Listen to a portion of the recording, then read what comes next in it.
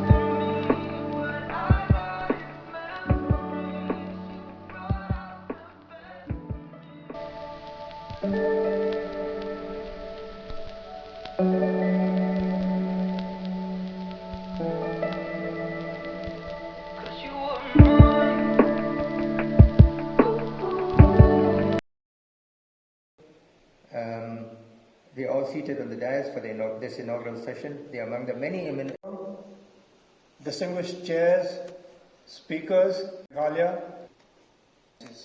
The very august personages present in the panel and in the audience. Advances in information technology, accompanied by the decreasing costs of computing, have created opportunities for using technology for the benefit of the entire humanity. But, like every coin having two sides, these advances do have immense possibilities of benefiting the humankind, yet they also engender the possibilities of making life very difficult, important security challenges for many countries around the globe. And I think Madam Ambassador has shared the same view on that issue. Life. Thank you.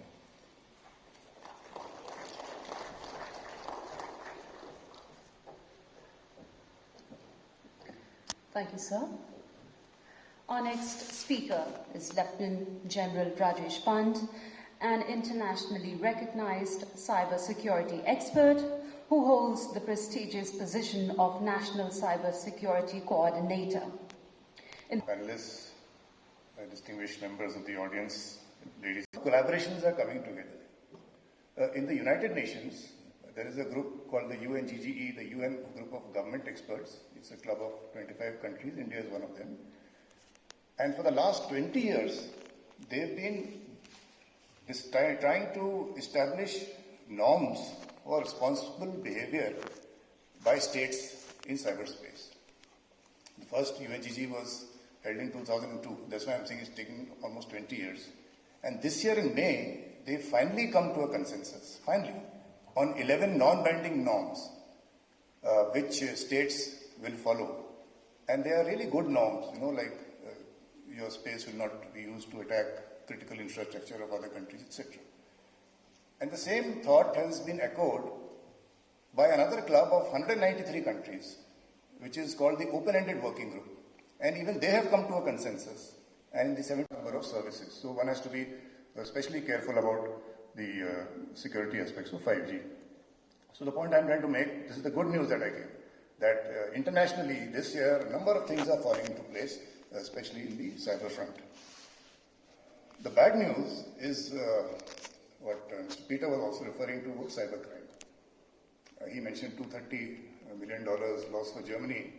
The World Economic Forum has called cybercrime as the biggest man-made risk to economic progress. And the figure last year is being quoted in various forums as $6 trillion US. That is the total loss due to cybercrime in 2020. That's more than twice India's economy, by the way. So, as I said, ransomware, I gave an example of Colonial Pipeline. There have been JPS Foods, Kesea. In India also, we've had a number of cyber attacks, especially in our healthcare sector. I remember last year around Diwali, there was a cyber attack, a ransomware attack on this chain of sweets, Haldirams, because these cyber criminals are very smart. They know whom to attack and who will be under pressure for payment. That's why healthcare is one of the most targeted industries. And there is a service called ransomware as a service, where if you go in the dark and deep web, they have a list of companies. And they say that from these companies you can get so much ransom also. And just they take that 10-15% and the rest you can take. And rumor has it that they have their contacts with the cyber insurance companies. So all the companies that have got cyber insurance, they know that the cyber insurance company will pay. How much cyber insurance is there, so that's how they operate. So the bad news that I'm giving is that cybercrime is there. Supply chain attacks have become very serious.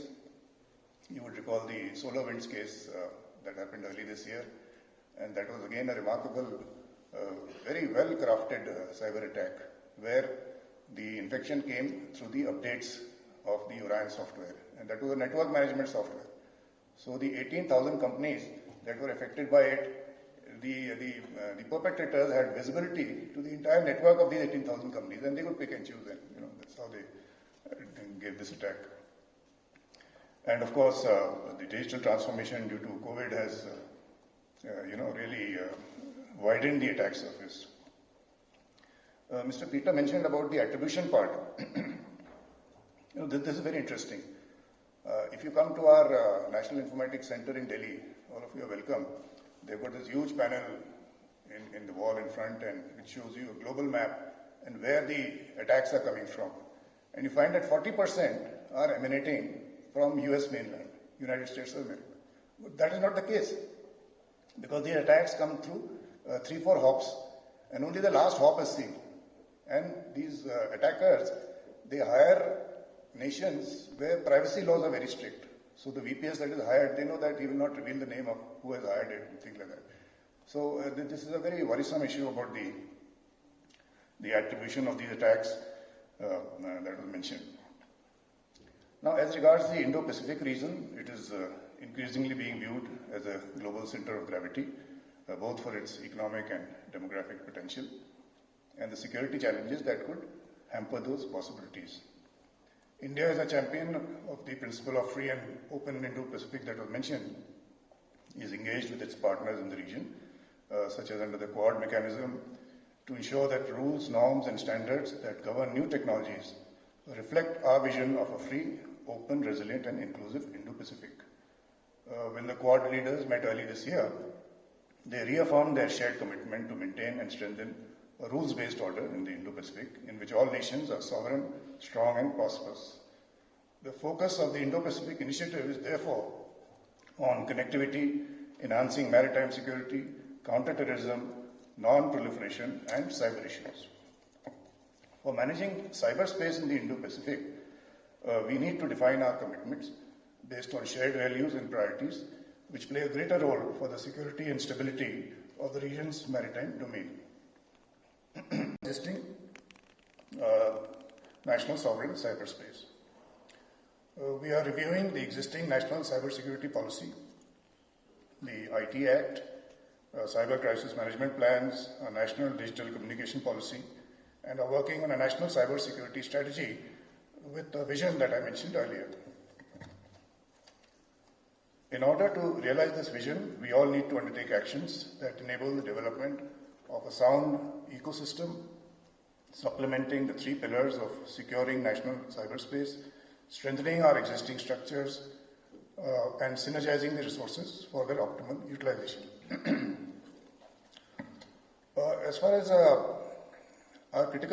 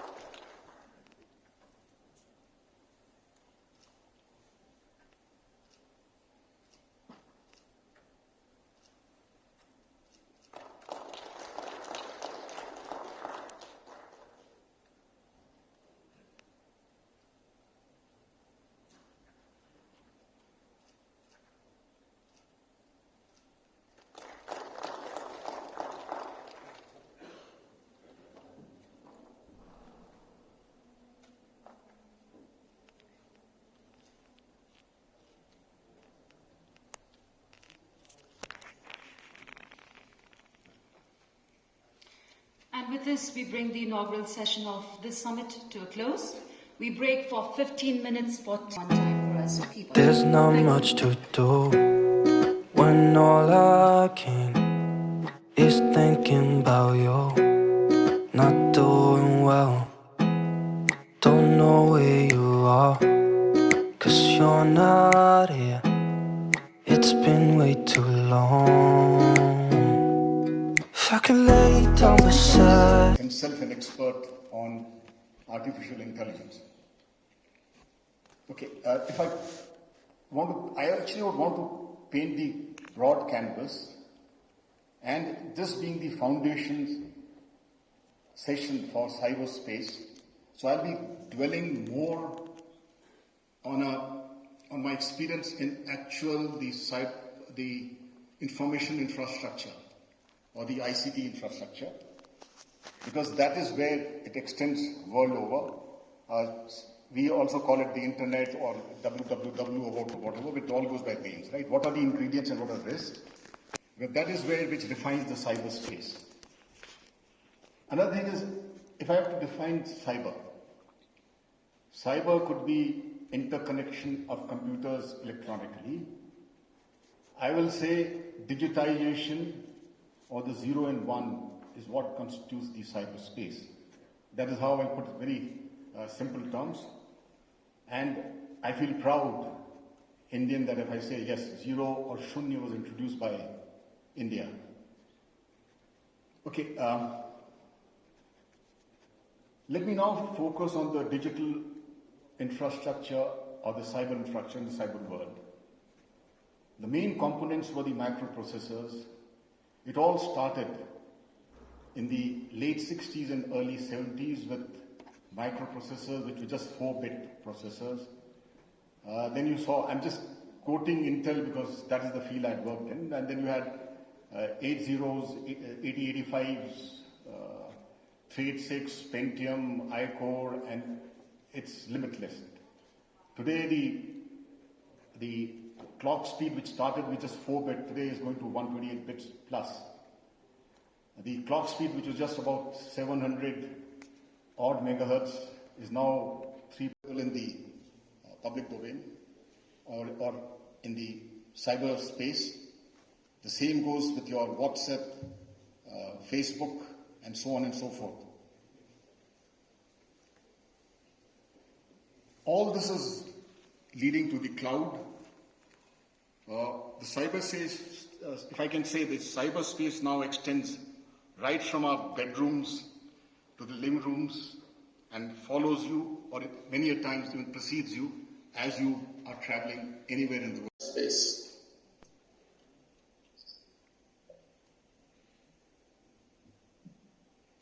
Okay. Introduce myself. I graduated from Indonesian Naval Academy in 1988 and have served as a Navy officer who has embarked on several frigate and corvette. Gentlemen, to open this presentation, I will start by conveying my view that the INDO PACIFIC is a very dynamic region, both in the present and the future, including the military and defense industry. The application of unmanned system technology is highly beneficial utilization. Currently, information technology that is connected to all military systems is also collected from various sources at a relatively sources. Many military are developing non-fuel energy technology, news and duplicated highly complex cyber attack that is difficult to term of military soldier reduction. Various unmanned systems are also proven to be capable of functioning process. Meanwhile, negative identification will also correlate with the interest of precision in risk minimization. Cyber technology is also developed to prioritize cybersecurity for command and control, along with all the supporting devices. This technology is deemed more important to the innovation and creativity on the use of artificial intelligence and big data. New protocol or Of Digital Bangladesh, We have ensured the transparency, accountability, and fairness among the government by implementing the e-governance. The threats landscape here,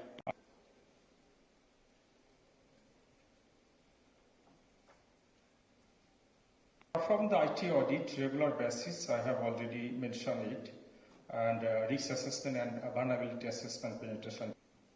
You go to the major achievement.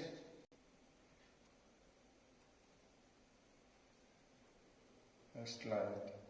I have already mentioned this. We have a major achievement in 2021.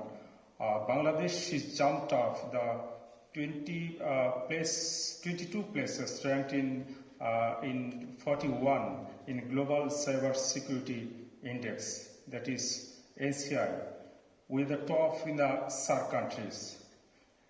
Next slide. A remarkable achievement in the cyber security, in the position second among the 20 teams. Next. Cyber Security Operations Center. I visited our Cyber Security Center. We have performed the international collaboration in the various cyber security operation agency, CERT, Asia Pacific, digital hygiene. Digital hygiene is regularly we are care about the physical hygiene, but we in a security of electronics and so no is the another non-electronic cyber attack tools. Some people can offer and is to present, and I hope I do justice to the applications and how can we use artificial intelligence for nation building. I just wanted to give us to the ability of machines to perform cognitive tasks. Machines understand computer programs, artificial intelligence. In 2020, maximum AI investments were in the field of centralization of data is the key, because AI systems require large volume systems. Like you need to have a crisis in US financial markets would not have been detected. I think human beings, some human beings at least, were able to detect what went wrong, but isn't that a structural inability of AI? How do you see the common good, the global good, and sovereignty fragmentation? If I could lay down beside you, I would. When nothing really matters, that's all I wanna do. I hope that you are safe and that I will see you soon. If I could lay down beside you, I would.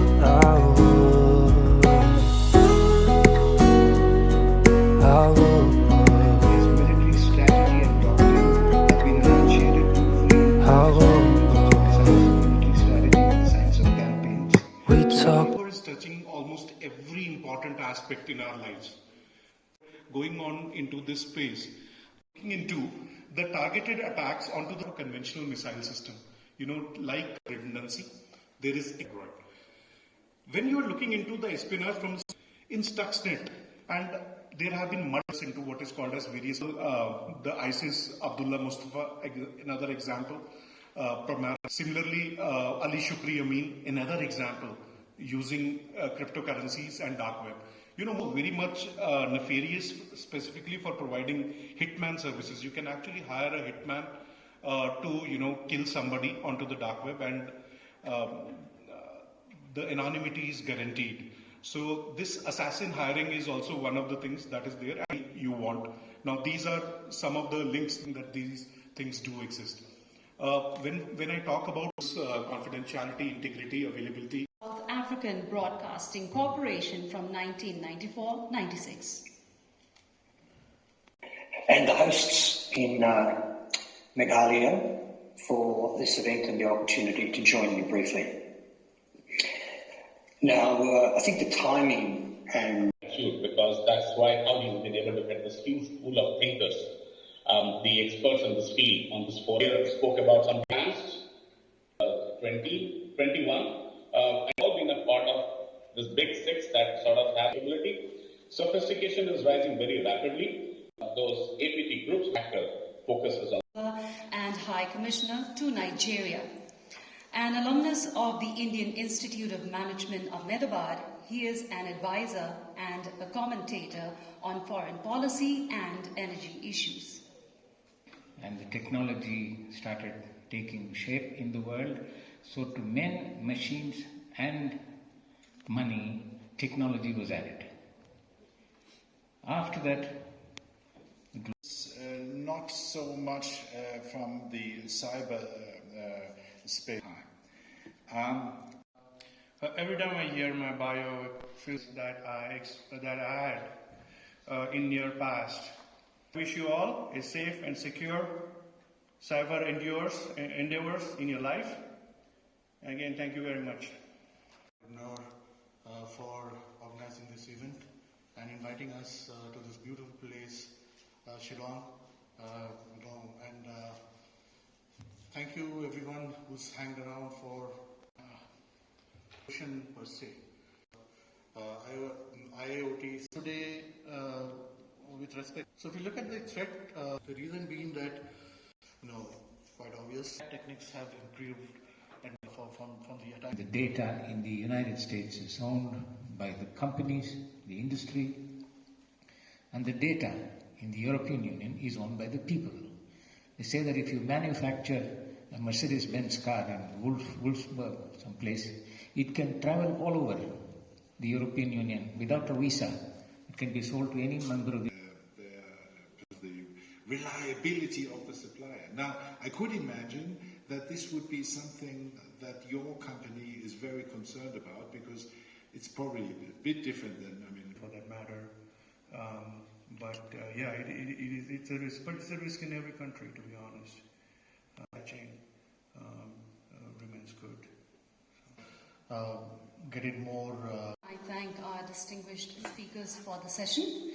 And with that also, we would like to present to you a small memento in the form of the Kasi Rindia as an appreciation for your thoughts and inputs and your time with us.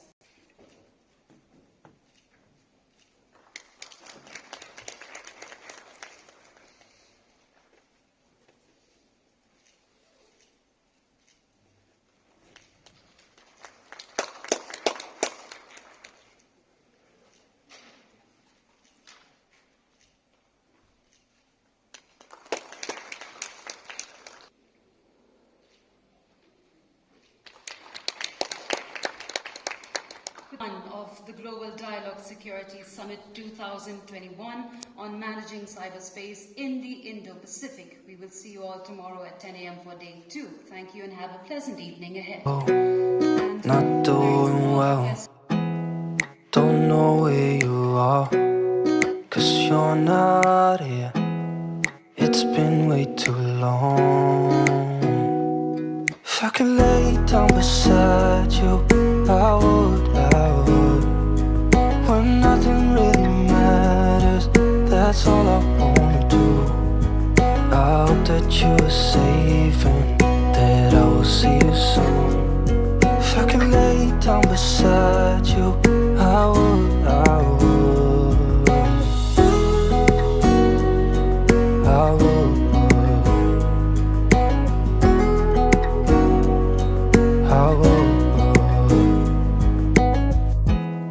We talk on the phone every night. Love to hear your voice. Not sleeping well. And I know that you're right, but you should know it. You've been gone for way too long now. If I could lay down beside you, I would. When nothing really matters, that's all I wanna do. I hope that you are safe and that I will see you soon. If I could lay down beside you,